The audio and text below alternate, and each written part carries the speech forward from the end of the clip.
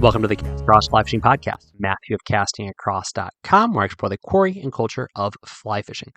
Episode 363 of the podcast, and we are talking about confidence. Can confidence catch fish? By the time this podcast is over, I will have an answer for you. But before we get to that, I just want to mention that next week is a very special episode of the Casting Across Fly Fishing Podcast, because episode 364, will correspond with the 10-year anniversary of Casting Across. So I'm not sure what it holds, but it'll be something. Of that, I can guarantee you. But hey, today we're talking about confidence. Confidence in fly fishing, specifically confidence flies. So I'm going to do three things for you. Today I'm going to introduce the concept, if you are unfamiliar with it, or define, if you are, what I mean by a confidence fly or confidence flies. Secondly, I'm going to talk about why I think that it's a real thing. I don't think this is just some sort of thing that we talk about or a arbitrary label that we assign certain flies. And lastly, I'm going to talk about why I think that even if it might be a crutch for you or you might think it's silly, how it actually can benefit your fly fishing and toto in whole. So let's get right into it. The first thing, what do I mean by confidence flies? Well, I think I've talked about this before in certain ways, shapes, or forms on the podcast. Even last week when I was talking about midges and the Griffith's gnat, I think I mentioned how the Griffith's gnat is a confidence fly for me. So let's use that as an example once again. If I see a fish that is rising to something that I can't see, and I'm not sure if that fish is taking a dry fly or an emerger. That is to say, I can't tell because of the light conditions, because the nature of the current, because of my distance from the fish. If I can't discern if that fish is coming up to a fish that's on the fly that's on the surface, or something that is in the surface film, or just underneath the surface film, then I will put on a Griffith's gnat, usually aim for something like a size 20 or 22, and I'll start fishing that fly over that fish because I have confidence that bare minimum, that fish is going to give me something that I can work off of. I mean, ideally, it's going to rise to it and eat it. But if I notice that it comes up and noses it, if I notice that it glances up, I don't know if fish can glance because they don't have necks, but you know what I mean. I can at least see something that gives me some information, and I can go from there. Other confidence flies that I have, if you've listened to me long enough, you know that I have a dry fly system when I fish mountain creeks, whether I am on the East Coast or I'm in the Rocky Mountains, whether I am up here in New England or I'm down south. I like a size 16 orange or yellow humpy, and I like a size 14 or 16 parachute Adams. Those two flies, in my humble opinion, allow me to discern any and all fish that are rising in a particular stream or even just in a singular pool. A lot of confidence in those flies for their ability to work. Going subsurface, just real quickly, because this is not particularly compelling, I would imagine. I really think that a beadhead hare's ear and then also a beadhead pheasant tail are my confidence flies when it comes to nymphs. They allow me to just present certain profiles and to hit certain depths, and then woolly buggers are mine, along with probably 78-ish% of the fly fishing world's confidence fly when it comes to streamers. But this is where something interesting comes in. For me, it actually is a particular type of woolly bugger that I tie on a jig hook with a certain slotted bead and a certain type of thread. And that's neither here nor there. I'll probably talk about that fly sometime in the future. But here's the thing. None of those flies are special on their own. I mean, a Griffith's gnat is so minimalistic, you can't call it special. A hare's ear can be tied 1,000 different ways, so that can't be special. A woolly bugger can be so many different colors, so many different sizes, so many different proportions that you can't say that fly has something special. But what makes it special, in the context of what we're talking about today, is that I have confidence in those flies. I described specifically what that looks like for a Griffith's gnat a moment ago, but for the woolly bugger, this is why I have confidence in it. I tinkered with how I tie these, and it gives me certain things that I like. It has a translucent chenille body, and that allows the brighter thread to kind of come through and imitate a bait fish. The fact that it is on a jig hook for me allows me to pull it across the bottom, and I have confidence I'm not going to get hung up. And also, I feel like it gives me a better hookup potential. The fact that it has a bead is going to get it down in the water column, and I'm able to manipulate where it flows in the feeding lanes a little bit better. And the style of marabou that I use is particularly stringy, and I think just has a lot of passive fishability as that thing just drifts and bounces around in the current. So when I throw that out there, all of those things in my mind lead me to believe that that fly is going to give me the best chance at catching any fish that may or may not be in the stream. Now, from an objective standpoint, that is not the case. There may be many flies that are going to be much better at catching all the fish or some of the fish than the fly that I want to use. But those flies, I'm not going to have the same confidence in them. So that's what confidence flies are. Now, why do they work? Here's why they work. Again, objectively, the flies are not better than any other flies. Again, if they're my flies, they're certainly not better than other flies. But I will fish them better. I will fish them harder. I will be more deliberate in how I fish them. I'll give you an example I've probably used in the past, but when I was a young angler, a teenager, an early teen, and even into my late teens, and I was fishing a lot of conventional gear, and I still fish a lot of spinning rods. I would always bomb a cast as far out there as possible, and for 75% of the retrieve, I would just kind of reel the sucker in. But then, once I got to a place in my retrieve, or I guess reeling it in with a spinning rod, where I knew the bottom makeup, maybe what weeds were in front of me, or I could even see that lure, whether it be a crankbait or a rubber worm or a spinner or something like that coming through the water, then I would slow down my retrieve. I would really not only slow it down and provide what was probably a much more appealing presentation to all those bass, but I would, add a little bit of wiggle, put a little some stops and some jerks in there. And so I rarely caught fish on that first 75% of my retrieve, but that last 25% is where I had the most success. It's because I was fishing that that lure very deliberately. I think the same thing is true when you're fishing a confidence fly. When you're fishing a fly that you've had success with, you just have this aspect to your angling where you are focusing on things that don't involve trying to diagnose so much, is this actually the right fly? Am I fishing with the right thing? Am I wasting my time? Because I know I'm not wasting my time with a hare's ear. I know I'm not wasting my time with a griffith snap. I know I'm not wasting my time with a parachute Adams.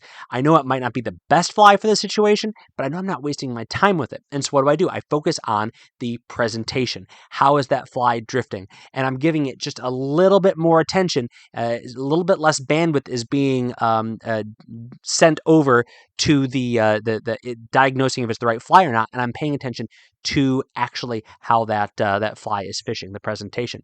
And I think that also extrapolates out to other things also.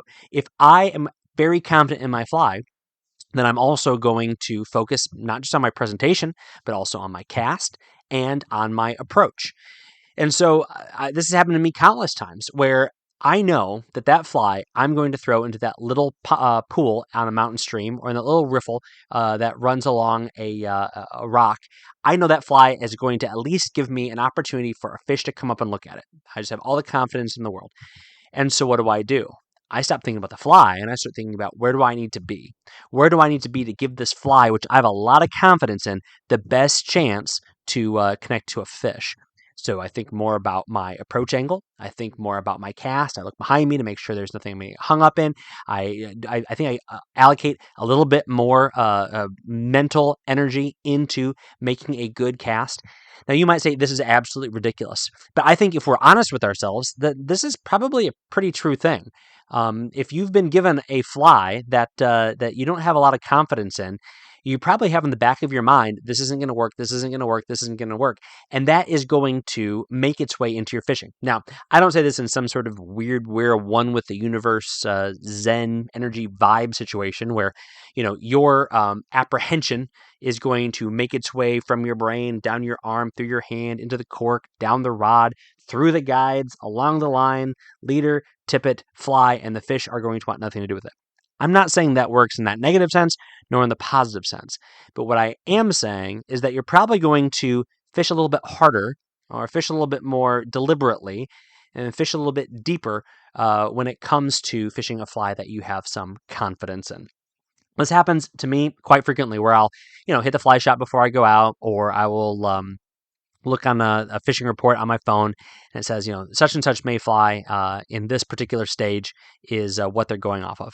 And so part of me is skeptical. It's like, unless you're in the water that morning and right where I'm fishing, is this really going to be what these fish are going after?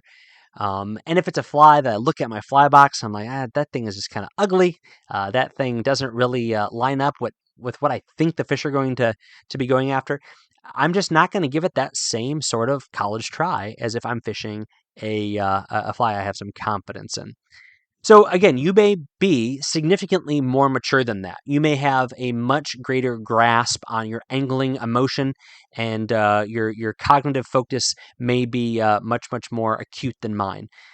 But I do think this is something that we all kind of have to contend with when we are fishing a fly that we've not fished before, or a fly that we just don't think is going to necessarily work, even if some of the objective, empirical data seems to indicate this would be a good fly to use at this particular time. So I've kind of defined it, talked about why I think it's a real thing, and last thing, I'm going to talk about how it can help your fishing, So the first one kind of goes along the lines of something I just mentioned. So say I am a hare's ear devotee. I think this is the best fly for catching fish on nymphs. You just have to make sure that it's the right size and you have it weighted right. But this is going to connect with anything that swims. But the fishing report says that, say a copper john, which actually copper john's kind of like a confidence fly for me and probably should be for you also. But you're looking at this thing and you're like, this thing is made out of wire. It doesn't look buggy at all. I'm not a huge fan of it. I just don't think it's going to catch fish. Well, you know what? You have the wonderful option in front of you to fish a multi-fly rig and fish as one fly, your hare's ear, that you have confidence in, and as another fly, that copper john. Now, what does this do? Now, this may sound, again, maybe esoteric, maybe abstract, maybe derivative, but I think this is really important. And I've actually gained confidence in fishing new flies, other flies, more flies that I wouldn't ordinarily fish by doing something like this, where I'm fishing it as part of a tandem rig, either as dry fly and dropper or two nymphs or something like that, and getting success on that fly, kind of understanding what it's doing in the water. You could just kind of, grin and bear it, and you can put your nose to the grindstone and just make it work. Or you can give yourself a little bit of a leg up, grease the skids, and attach that fly you don't have a lot of confidence in to a fly you have a lot of confidence in. And now you're kind of splitting the difference and getting the best of both worlds. Something else that I think is beneficial is, now that I've talked about fishing confidence flies, when you do pull a fly out of that box that you haven't used before, that you're a little skeptical about, then be deliberate and say, how would I fish this fly if I was fishing a confidence fly? If I was fishing a fly, let me just pretend that I think this fly is going to work. And this really gets back to a principle that I'm certainly not the originator of. Much wiser men than I have said this, but I do think it's about presentation more than pattern. Especially with a dry fly, or even a nymph in fast water. My goodness, we give fish way too much credit. But let's even make it an extreme example. I don't think that many fish care whether we are looking at a very, very pale olive or a dusky sulfur color, when that is the dubbing on a heavily hackled dry fly moving over their head at a pretty good clip. There's a number of reasons for this. One, I don't think fish are that smart. Two, it's the silhouette of that fly silhouetted against the bright sky, or even just the illuminated sky that the fish are looking at. And those two colors present essentially the same sort of kind of body shade when you're looking at them from under the water. Now, I know there are anglers that are much better fly tyers and much more scientifically informed than me that will say, oh no, if it's this shade on the Pantone scale versus that one, the fish are definitely gonna know. But I fish in orange hat and I do pretty good, and I fish some particularly flies and I catch some fish. So I really don't buy that. But what that means is that you fish that fly like you would fish the fly that you have a lot of confidence in, and you focus on your presentation. This was a big thing for me when I actually spent a lot of time talking to a couple people who were big, like not Tenkara gear devotees only, but Tenkara tactic devotees, and listening to them talk about how for a lot of the purists, they only take one fly and they will fish it dry, they will fish it wet, they'll fish it as a merger, they'll retrieve it, they'll do all sorts of things. And the success that they get in doing that, not only in small mountain streams, but also in larger trout rivers. And that really kind of set it home to me that this is not just some sort of angling practice that was done out of necessity decades ago when we had less options before us, but this is something that truly is a way to catch fish and probably save some time and fish a little bit more deliberately, mindfully, if you will. And what do I mean by that? You're paying attention to all of those small things, regardless of the fly that's on the end of your line, because your presentation is going to trump your pattern if you're presenting the wrong fly better than if you're presenting the right fly poorly.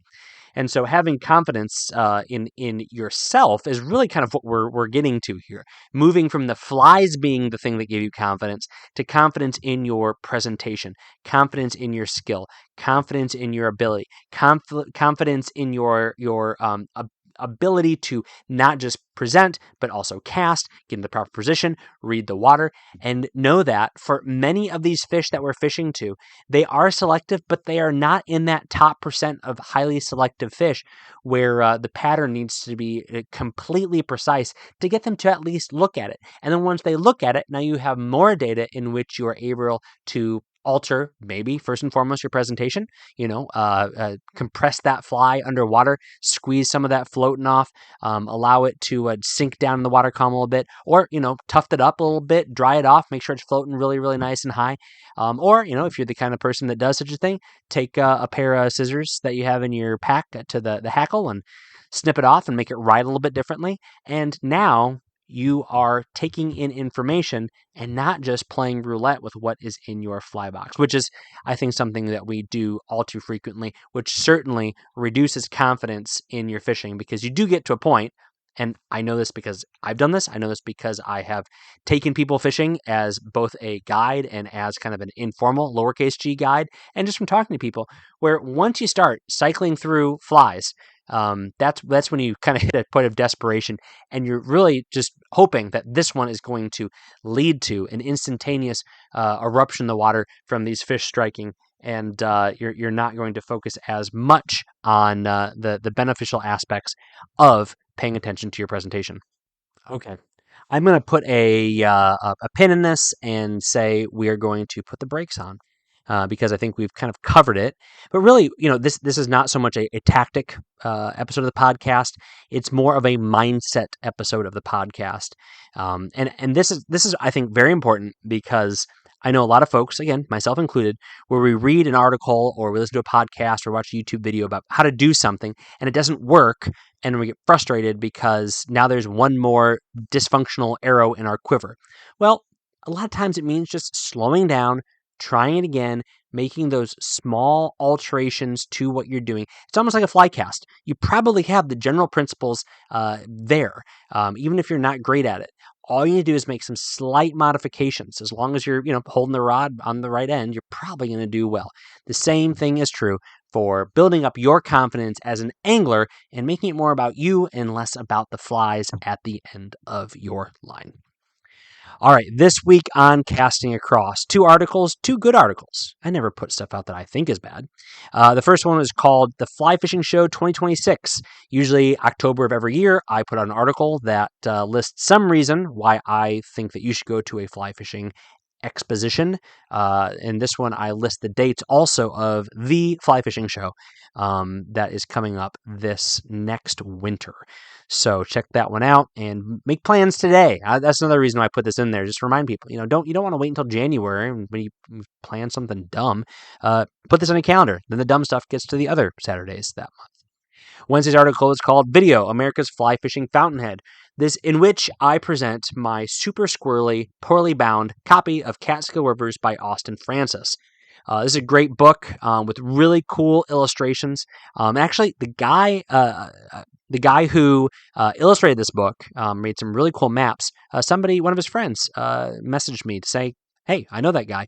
And yes, those are cool illustrations. So anyway, go to this video and watch it. And if you haven't picked up this book, I see it at used bookstores all the time. I'm sure you can find copies online. The paperback is available on Amazon, pretty expensive, but you can find a big hardback copy at a used bookstore pretty easily. This week's recommendation on the podcast, it is the Great Lakes Pro Jacket by Whitewater. This is not an inexpensive jacket, but I think it is a really good buy for what it is. If you want to fish through the worst of the fall, winter, and spring weather, then you need a really good wading jacket. And I have owned a few wading jackets from fly fishing companies, and I've not been super impressed. And a lot of it has to do with the material. They're waterproof, which is all fine and good. They have lots of pockets, which is great. But I just haven't been as impressed with the material. It's usually not super stretchy. It's not very form-fitting. And I don't want to feel like I'm wearing a poncho out on the river. And so Whitewater designed this jacket with Great Lakes anglers and conventional anglers who are out on boats in the middle of the Great Lakes in bad weather in mind. And so they're having to do a whole lot more than wade out into the river and cast. They're having to do everything that it entails using a big boat and reaching down into the water and using your, getting into your live well and doing all those fun things. And so I've really enjoyed fishing this jacket. Again, not an inexpensive jacket, but like I say with a lot of things, whether it be sunglasses or wading boots or whatever, if that aspect of your fishing really, really matters, then it's worth spending a little bit more money to have something that is going to serve you well. The last thing you want to do is spend $200 on a rain jacket and it stink and you don't want to go fishing in the rain. If you spend a little bit more, then you might be in a better position. And ultimately, that's what it's all about. So you will find a link for the Great Lakes Pro Jacket by Whitewater on this show's notes over at castingacross.com. Thanks for listening to the Casting Across Fly Fishing Podcast. Please subscribe to your favorite podcast app and then go ahead and rate the podcast in Spotify and Apple Podcasts. Then go to castingacross.com where there's 3 posts a week on the people, places, and things that go into the pursuit of fish.